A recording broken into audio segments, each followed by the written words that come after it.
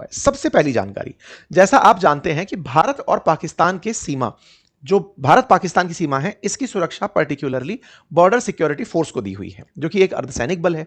Border security force Bangladesh की सीमा की सुरक्षा भी करता है। ऐसा क्यों? क्योंकि पहले बांग्लादेश भी पाकिस्तान ही हुआ करता था, दैट वाज पूर्वी पाकिस्तान। तो पाकिस्तान, पश्चिमी पाकिस्तान और पूर्वी पाकिस्तान दोनों पर पहले से बीएसएफ थी। तो अब जब हम बात बांग्लादेश की करते हैं तो इसकी सुरक्षा बीएसएफ के पास ही है। बीएसएफ शुरुआत में जितनी भी इन्फिल्ट्रेशंस हैं, पाकिस्तान से आने वाली हों या बांग्लादेश से आने वाली हों, उन्हें रोकने की बहुत महत्वपूर्ण जिम्मेदारी निभाता है। लंबे समय से यह मांग उठ रही थी कि बांग्लादेश से बहुत सारे अवैध प्रवासी भारत में प्रवेश करते हैं, और चूंकि बांग्लादेश भारत के साथ, मतलब भारत बांग्लादेश के साथ सबसे बड़ी सीमा साझा करता है, ऐसे में भारत में बहुत सारे इन्फिल्ट्रेटर्स यहां से निकलकर आ रहे थे। ऐसी स्थिति में बीएसएफ को जरूरत थी उस बॉर्डर पर फेंसिंग करने की। फेंसिंग मतलब इस तरह की तारबंदी करने की। सरकार लगातार प्रयास कर रही थी, लेकिन पश्चिम बंगाल और बांग्लादेश में कुछ बॉर्डर पर शहर, गांव, कस्बे ऐसे बसे हुए हैं कि बिल्कुल बॉर्डर के उस पार बांग्लादेश, इस तरफ भारत, और लोगों का आना जाना बिल्कुल ऐसे जैसे कि यहां पर किसी ने सब्जी बनाई है तो रोटी शायद वहां से मंगा के खा ले। मतलब इतना ज्यादा एक दूसरे के साथ में मिलना जुलना का भाव था बॉर्डर के एरिया पर। इससे नुकसान क्या होता था? बहुत बार कोई बांग्लादेश से क्राइम करके क्रिमिनल भारत में शरण ले लेता था, या भारत में क्राइम करके बांग्लादेश में शरण ले लेता था। दूसरा, बांग्लादेश के साथ में बहुत सारे अवैध लोग या भारत के अंदर किसी भी प्रकार की अशांति फैलाने वाले लोग उस रास्ते से भारत में एंट्री कर जाते थे। लंबे समय से मांग की जा रही थी कि बीएसएफ को यहां पर फेंसिंग की जगह दी जाए। फेंसिंग करने क्यों नहीं दे रहे थे? क्योंकि यहां पर जो सरकार थी, उस सरकार के द्वारा लोगों की सुविधा को ख्याल रख करके बीएसएफ को इस फेंसिंग की जगह देने से रोका हुआ था। स्टेट को जगह देनी थी, स्टेट जगह नहीं दे रहा था। पहला काम जो किया सरकार ने, शुभेंदु अधिकारी ने आते ही अपने पहले आदेश में इस फेंसिंग की जगह का अलॉटमेंट कर दिया। 600 एकड़ जमीन 45 दिनों के भीतर देने का वादा कर दिया कि यह जमीन दे दी जाएगी। और यह जमीन, ये जो पूरा पूरा एरिया जुड़ा हुआ है बांग्लादेश के साथ, जो 4096 किलोमीटर का है, जिसमें पश्चिम बंगाल खुद लगभग 2000 किलोमीटर के आसपास की सीमा, 2200 किलोमीटर के आसपास की सीमा रखता है, उसमें से 850 से अधिक किलोमीटर अब तक ऐसा था जिस पर फेंसिंग नहीं हो पाई थी। पश्चिम बंगाल में 2.5 मतलब 2,2500 के आसपास किलोमीटर है, लेकिन फिर भी 800 किलोमीटर के आसपास सीमा ऐसी थी जिस पर फेंसिंग नहीं हो पा रही थी।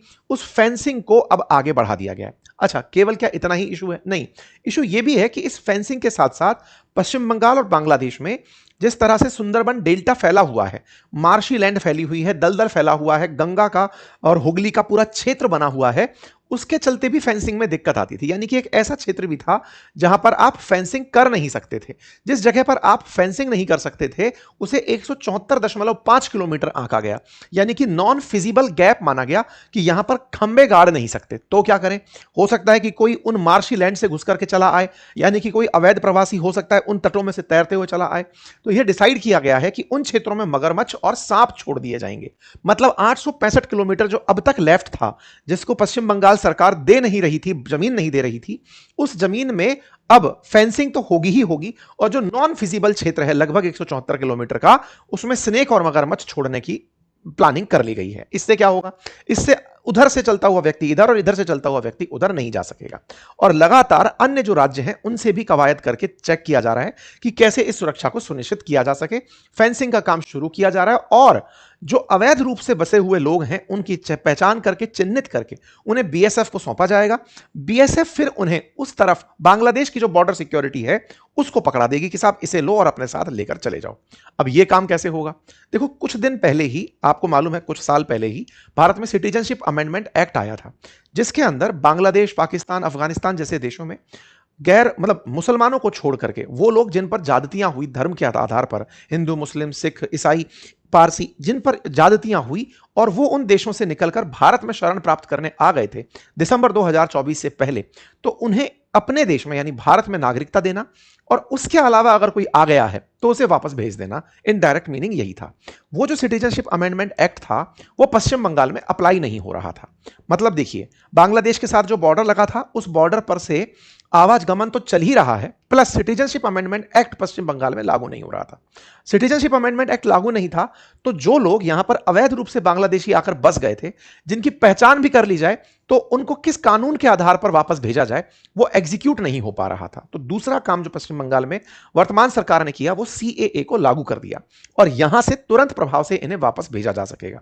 यानी कि फेंसिंग भी होगी और फेंसिंग के बाद में छटनी करके ताकि वापस ना आ जाए उस काम को भी कर दिया जाएगा। ये यहां पर निकल रहा है। लोगों का कहना है कि ये बंगाली मुसलमानों को टारगेट करने का तरीका है। वास्तविकता में बांग्लादेश मुस्लिम कंट्री है और वहां से बड़ी मात्रा में मुसलमानों का ही यहां पर आगमन हुआ था, जिसको देखते हुए अब यह काम किया जा रहा है। ठीक है, जब पश्चिम बंगाल में पश्चिमी बंगाल जो बांग्लादेश है जो कभी पूर्वी पाकिस्तान हुआ करता था, तब पश्चिमी पाकिस्तान के द्वारा जब यातनाएं दी जा रही थी तो यहां से बड़ी मात्रा में बांग्लादेशी या कहिए पूर्वी पाकिस्तानी लोग भारत में एंट्री कर गए थे, उनकी वापसी नहीं हो पा रही थी। तो अब सीएए यहां पर लागू होने जा रहा है और सीएए के लागू होते ही उनकी छटनी शुरू हो जाएगी। यह दूसरा आदेश है जो यहां पर दे दिया गया है। ठीक है साहब, तीसरा आदेश, तो ये सारी की सारी बातें जो है वो पश्चिम बंगाल की सुरक्षा को सुनिश्चित करने के लिए की जा रही है। केंद्र सरकार की लोगों को बीमा देने की एक योजना है जिसका नाम आयुष्मान भारत योजना है। उस आयुष्मान भारत योजना को पश्चिम बंगाल में चालू किया जा रहा है, जिसमें 5 लाख रुपए तक का मुफ्त इलाज दिए जाने का प्रावधान है। इतना ही नहीं, पश्चिम बंगाल में जनगणना को भी रोका हुआ था। अब जनगणना जो रुकी हुई थी वो यहां पर शुरू कर दी जाएगी, इसका आदेश भी दे दिया गया है। साथ ही साथ सरकारी नौकरी के अंदर जो उम्र की सीमा थी उसमें 5 साल की छूट दी गई है। मैंने आपको पिछली बार जब इलेक्शन हो रहे थे तब भी यहां का एक जिक्र किया था और बताया था कि पश्चिम बंगाल के अंदर जो पुलिस थी पहले तक वो संख्या में बहुत कम थी। संख्या में कम थी तो पुलिस को और पुलिसकर्मी की जरूरत जब होती थी तो फिर वॉलेंटियर्स को बुलाया जाता था कि आओ और आप वॉलेंटियर बनकर हमारी साथ में काम करवा लो, सिविल वर्क में हमारी मदद करो, चाहे ट्रैफिक संचालन में मदद करो, सुरक्षा में मदद करो। और ऐसे में पॉलिटिकल पार्टी के वर्कर्स, विशेष रूप से टीएमसी के बड़ी संख्या में वर्कर्स पुलिस के साथ सिविल पुलिस बनकर के वहां पर शांति व्यवस्था बनवाते थे। शांति व्यवस्था ज्यादा और पार्टी के लिए वर्क कम, मतलब शांति व्यवस्था कम और पार्टी के लिए काम ज्यादा करने का प्रयास होता था, जिससे पॉलिटिकल पार्टी अपने बहुत सारे हितों को साध लेती थी। इसके चलते पुलिस पर लोगों का अविश्वास था। बड़े दिनों से यहां के शिक्षकों के लिए, यहां पे पुलिसकर्मियों के लिए नौकरियों की संख्या नहीं निकल रही थी। अब यहां पर गवर्नमेंट की संख्या, गवर्नमेंट जॉब्स के लिए 5 साल की आयु सीमा का छूट दिया गया है कि जो इतने समय तक अप्लाई करना चाहते थे और नहीं कर पाए थे उन्हें गवर्नमेंट जॉब्स के लिए अप्लाई करवाया गया। इतना ही नहीं, छूट दी गई है। इतना ही नहीं, बहुत सारे ऐसे पश्चिम बंगाल के अंदर केंद्रीय सेवाओं के कर्मचारी थे जो डेपुटेशन पर दिल्ली आना चाहते थे या किसी दूसरे राज्य में जाना चाहते थे। कई बार ऐसा भी होता था कि पश्चिम बंगाल के अंदर कई पुलिस अधिकारी जिन्हें खुद केंद्र हटाकर दूसरे राज्य में भेजना चाहता था, उन्हें नहीं हटाया पाया जा रहा था क्योंकि स्टेट परमिशन नहीं दे रहा था। स्टेट ने अब वो परमिशन दे दी है। अब चाहे आईएएस हो, आईपीएस हो, आईएफएस हो, इन सभी की, या फिर डब्ल्यूपीएससी के थ्रू जो जुड़ा हुआ व्यक्ति हो, उन्हें एक जगह से दूसरे जगह जाने की इजाजत दी जाएगी। और तो और भारत में हाल ही में जो भारत न्याय संहिता लगी थी उसको भी पश्चिम बंगाल में अप्लाई नहीं किया हुआ था, अब वो भी चालू हो जाएगी। यानी पश्चिम बंगाल बहुत से केंद्रीय कानून, चाहे केंद्रीय योजनाएं हों चाहे केंद्रीय कानून हों, उनको अपनाने में देरी कर रहा था। अब उन सबको यहां पर परमिशन दी जा रही है। इन सबको किस तरह से जोड़कर देखा जाए, इसको अंतरराष्ट्रीय स्तर पर सुरक्षा के लिहाज से भी जोड़कर देखा जा सकता है। कारण क्या है? कारण यह है कि पश्चिम बंगाल उस हॉस्टाइल क्षेत्र के बिल्कुल करीब है जहां पर पाकिस्तान लगातार भारत के विरोध में मोर्चा बड़ा कर रहा है। यहां पर आवश्यकता थी कि बहुत सारे केंद्रीय कानून, बीएसएफ की मजबूती, यहां पर स्थिरता और यहां पर किसी भी प्रकार का अपीजमेंट जगह ना ले पाए। अगर ऐसा यहां जारी रहता तो संभव है कि बांग्लादेश भारत में इन्फिल्ट्रेशन का बड़ा क्षेत्र बनकर आता। पाकिस्तान बांग्लादेश के माध्यम से भारत में तमाम प्रकार की दिक्कतें पैदा कर सकता था। बॉर्डर एरियाज में लगातार आतंकवादियों का आना जाना जारी था। पाकिस्तान से उन्हें धर्मगुरु बनाकर बांग्लादेश की सीमा पर भेजा जा रहा था जो भारत के साथ साझा होती है। वहां पर कुछ इस प्रकार के प्रवचनबाजियां चल रही थी जिससे कि भारत को उकसाया जा सके। तमाम प्रकार की चीजें चल रही थी। अब उनको एक एक करके जवाब दिया जा रहा है। इतना ही नहीं, पश्चिम बंगाल भारत के अंदर उन राज्यों में शामिल है जहां पर राजनीतिक हिंसाओं का ग्राफ बहुत ऊपर है। उन राजनीतिक हिंसाओं में जो भी बीजेपी के कार्यकर्ता मरे, उन कार्यकर्ताओं को या तो सरकारी नौकरी या आर्थिक सहायता देने का प्लान किया जा रहा है। हालांकि इस पर लोगों का तर्क यह है कि केवल बीजेपी ही क्यों, कांग्रेस के या फिर अदर अपोजिशन पार्टी का और इवन टीएमसी का भी कोई कार्यकर्ता अगर किसी राजनीतिक मुठभेड़ का शिकार हुआ है तो उनके परिवारजनों को भी राज्य अपनी तरफ से क्या मदद दे, इस पर विश्वास में इस पर काम किया जाना चाहिए। पार्टी विशेष को क्यों फायदा पहुंचाया जा रहा है, यह अपने आप में एक बड़ा सवाल यहां पर बना हुआ है। धर्म आधारित कई ऐसी मदरसाओं को लेकर योजना चल रही थी, उन्हें बंद किया जा रहा है।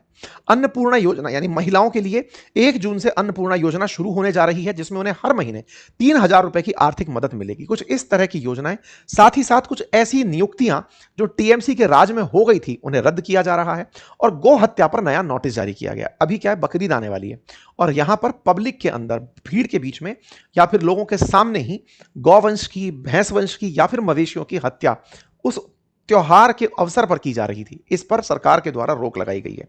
इवन हाई कोर्ट तक ने भी उसको आगे मान लिया है। सार्वजनिक स्थानों पर वध पर रोक लगा दी गई है।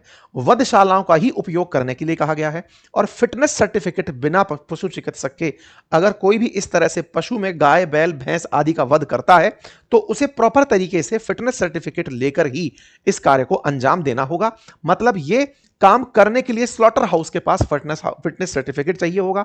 हाईकोर्ट ने और सरकार ने यह काम सुनिश्चित कर दिया। तो कुछ ऐसे कदम यहां पर उठाए गए हैं जो पश्चिम बंगाल में बांग्लादेश के बॉर्डर के किनारे होते हुए, टीएमसी की सरकार के होते हुए जो हो नहीं पा रहे थे, उन्हें एग्जीक्यूट कर दिया गया। इस पर टीएमसी की भी प्रतिक्रिया है। टीएमसी ने अपनी तरफ से इस पर प्रतिक्रिया दी है, क्योंकि सरकारी कर्मचारियों को प्रेस मीटिंग में बोलना जो पहले भी मना था, उन्हें रोका गया है। तो टीएमसी की अपनी तरफ से इस पर प्रतिक्रिया भी आई है। खैर, यह हुआ पश्चिम बंगाल का मामला कि क्या हो रहा है। इतना ही नहीं, एक मामला आपको जो पता हो, जो काफी ज्यादा भारत में उछला था, आरजी कर केस का, जिसमें कि एक मेडिकल छात्रा के साथ कॉलेज में रेप हुआ था और उसकी फिर हत्या कर दी गई थी। उस मामले को फिर से ओपन किया गया है और उस मामले को कलकत्ता हाईकोर्ट के निर्देशन में जून 25 तक सीबीआई को जांच की प्रोब करने के लिए कहा गया है। मतलब सीबीआई को इस मामले के अंदर जांच करने के लिए कहा गया है। तो कुल मिलाकर के शुरुआती 13 दिन में काफी सारे एग्जीक्यूशन हुए हैं, जिससे पश्चिम बंगाल केंद्र में चर्चा में आया हुआ है। अब और क्या हो रहा है, और है इंटरनेशनली डेवलपमेंट। अब मैं वो आपको बताता हूं।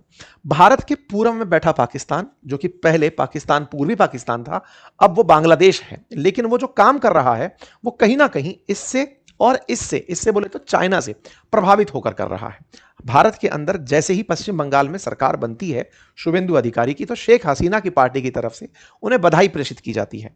साथ ही साथ में तारिक रहमान की जो बीएनपी पार्टी है वो भी कांग्रेचुलेशन भेजती है, लेकिन साथ में तीस्ता नदी को लेकर भी एक रिक्वेस्ट भेज देती है। अब ये तीस्ता की कहानी क्या है, हालांकि इस पर डिटेल में हमने सेशन किया हुआ है।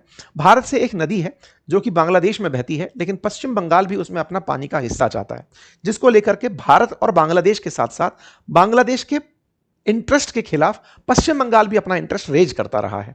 ममता बनर्जी के टाइम पर केंद्र के साथ इस बात को लेकर मतभेद रहा है कि जल बंटवारे को लेकर पश्चिम बंगाल को टेबल पर क्यों नहीं लिया जाता। बीएनपी ने इस बार टीएमसी से कहा, इससे भारत के अंदर बैठी बीजेपी की पार्टी जो पश्चिम बंगाल में है, इनसे कहा गया है कि तीस्ता जल बंटवारे को लेकर के कोई अच्छा फैसला ले लेना।